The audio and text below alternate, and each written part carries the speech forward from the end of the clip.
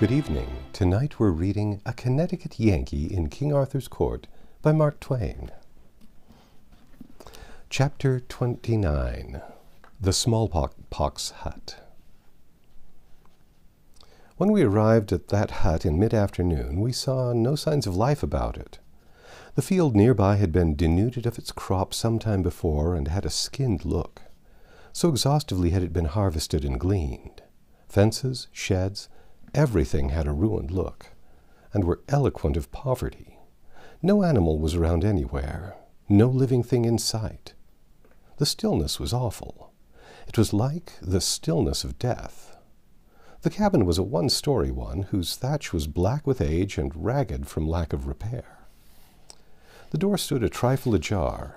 We approached it stealthily, on tiptoe at half-breath, for this is the way one's feelings make him do at such a time. The king knocked. We waited. No answer. Knocked again. No answer. I pushed the door softly open and looked in. I made out some dim forms, and a woman started up from the ground and stared at me as one does who is wakened from sleep. Presently she found her voice. "Have mercy," she pleaded. "All is taken. Nothing is left." "I have not come to take anything, poor woman." "You are not a priest?" "No." "Nor come from the lord of the manor?" "No, I am a stranger." "Oh, then, for the fear of God, who visits with misery and death such as be harmless, tarry not here but fly. This place is under his curse, and his churches." "Let me come in and help you. You are sick and in trouble." I was better used to the dim light now. I could see her hollow eyes fixed upon me. I could see how emaciated she was. "I tell you this place is under the church's ban. Save yourself and go, before some stragglers see thee here and report it."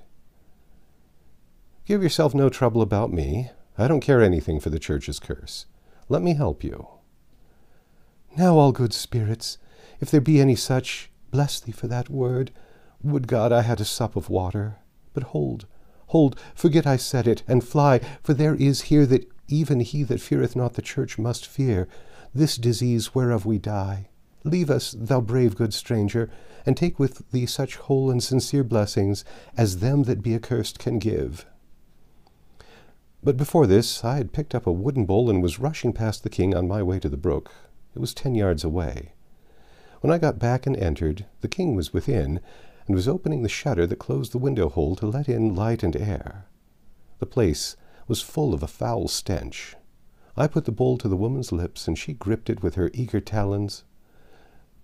And as she gripped it with her eager talons, the shutter came open and a strong light flooded her face. Smallpox. I sprang to the king and said in his ear, "Out of the door on the instant, sire. The woman is dying of that disease that wasted the skirts of Camelot 2 years ago." He did not budge. "Of a truth I shall remain, and likewise help." I whispered again, "King, it must not be. You must go. Ye mean well, and ye speak not unwisely. But it were shame that a king should know fear, and shame that belted knight should withhold his hand where there be such as need succor. Peace, I will not go. It is you who must go. The church's ban is not upon me, but it forbiddeth you to be here, and she will deal with you with a heavy hand, and word come to her of your trespass." It was a desperate place for him to be in, and might cost him his life, but it was no use to argue with him. If he considered his knightly honor at stake here, that was the end of the argument. He would stay, and nothing could prevent it. I was aware of that, and so I dropped the subject. The woman spoke.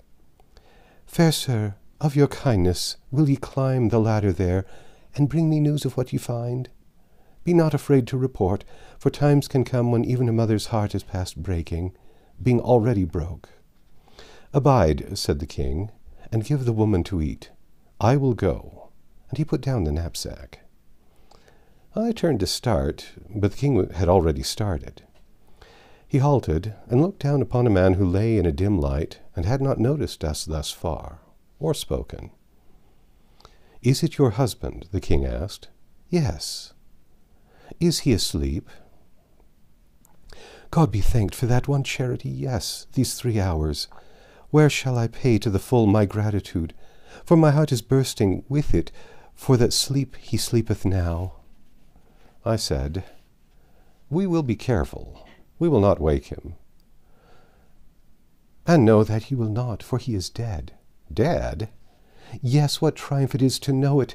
None can harm him, none insult him more. He is in heaven now and happy. Or if not there, he bides in hell and is content, for in that place he will find neither abbot nor yet bishop. We were boy and girl together, we were man and wife these 25 years, and never separated till this day. Think how long that is to love and suffer together. This morning was he out of his mind, and in his fancy we were boy and girl again, and wandering in the happy fields, and so in that innocent glad converse wandered he far and farther, still lightly gossiping, and entered into those other fields we know not of, and was shut away from mortal sight. And so there was no parting, for in his fancy I went with him. He knew not, but I went with him, my hand in his, my young soft hand, not this withered claw. And yes, to go and know it not, to separate and know it not, how could one go peacefuller than that? It was his reward for a cruel life patiently borne. There was a slight noise from the direction of the dim corner where the ladder was. It was the king descending.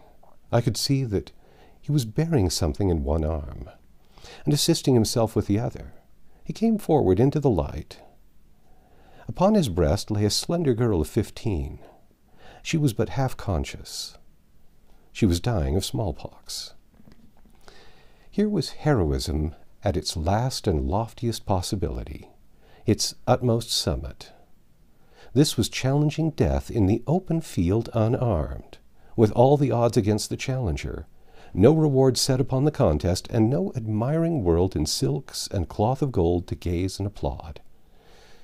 And yet the king's bearing was as serenely brave as it had always been in those cheaper contests, where knight meets knight in equal fight and clothed in protecting steel. He was great now, sublimely great. The rude statues of his ancestors in his palace should have an addition. I would see to that. And it would not be a mailed king killing a giant or a dragon like the rest. It would be a king in commoner's garb, bearing death in his arms, that a peasant mother might look her last upon her child and be comforted. He laid the girl down by her mother, who poured out endearments and caresses from an overflowing heart, and one could detect a flickering faint light of response in the child's eye. But that was all. The mother hung over her, kissing her, petting her, and imploring her to speak, but the lips only moved and no sound came. I snatched my liquor flask from my knapsack, but the woman forbade me and said, "No, she does not suffer. It is better so. It might bring her back to life. None that be so good and kind as ye are would do her that cruel hurt. For look you, what is left to live for? Her brothers are gone, her father is gone, her mother goeth, the church's curses upon her, and none may shelter or befriend her, even though she lay perishing in the road. She is desolate. I have not asked you, good heart, if her sister be still on live, here overhead. I had no need. Ye had gone back, else, and not left the poor thing forsaken." "She lieth at peace," interrupted the king, in a subdued voice. "I would not change it. How rich is this day in happiness! And my Annis, thou shalt join thy sister soon. Thou art on thy way, and these be merciful friends that will not hinder."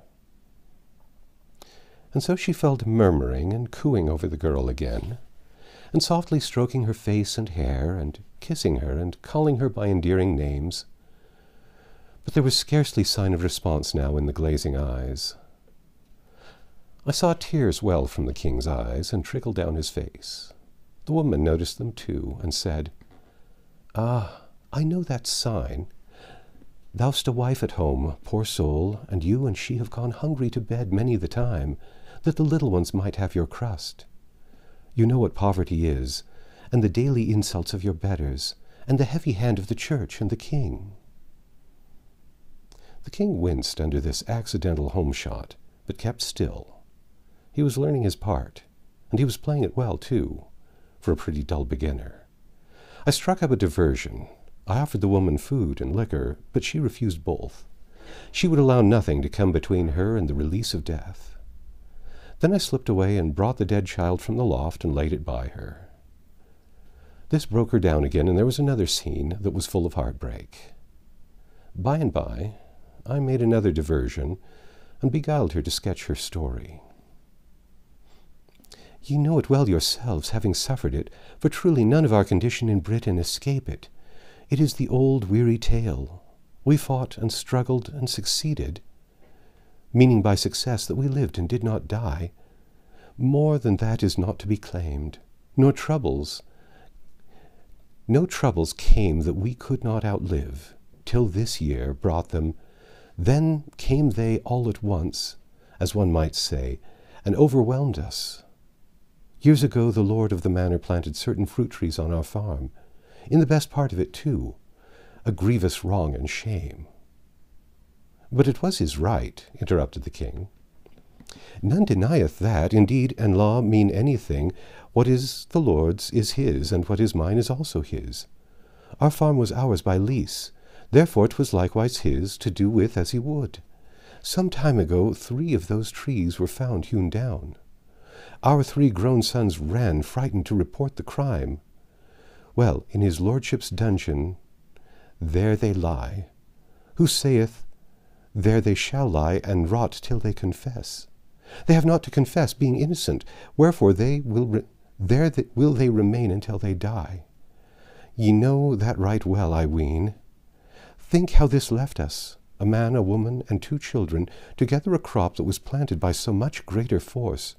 Yes, and protected by night and day from pigeons and prowling animals that be sacred, and must not be hurt by any of our sort. When my lord's crop was nearly ready for the harvest, so also was ours. When his bell rang to call us to his fields to harvest his crop for nothing, he would not allow that I and my 2 girls should count for our 3 captive sons, but for only 2 of them. So for the lacking one we were daily fined. All this time our own crop was perishing through neglect, and so both the priest and his lordship fined us because their shares of it were suffering through damage. In the end, the fines ate up our crop, and they took it all. They took it all and made us harvest it for them, without pay or food, and we starving. Then the worst came when I, being out of my mind with hunger, and loss of my boys, and grief to see my husband and my little maids in rags and misery and despair, uttered a deep blasphemy, 1,000 of them, against the church and the church's ways. It was 10 days ago. I had fallen sick with this disease, and it was to the priest I said the words, for he was come to chide me for lack of due humility under the chastening hand of God. He carried my trespass to his betters. I was stubborn, wherefore presently upon my head and upon all heads that were dear to me fell the curse of Rome. Since that day we are avoided, shunned with horror. None has come near this hut to know whether we live or not. The rest of us were taken down. Then I roused me up, and got up, as wife and mother will. It was little they could have eaten in any case. It was less than little they had to eat. But there was water, and I gave them that. How they craved it, how they blessed it. But the end came yesterday. My strength broke down. Yesterday was the last time I ever saw my husband, and this youngest child alive. I have lain here all these hours, these ages, you may say, listening for any sound up there that... She gave a sharp, quick glance at her eldest daughter, then cried out, "Oh, my darling," and feebly gathered the stiffening form to her sheltering arms. She had recognized the death rattle. That's the end of chapter 29. Come back tomorrow and we'll read chapter 30, The Tragedy of the Manor House.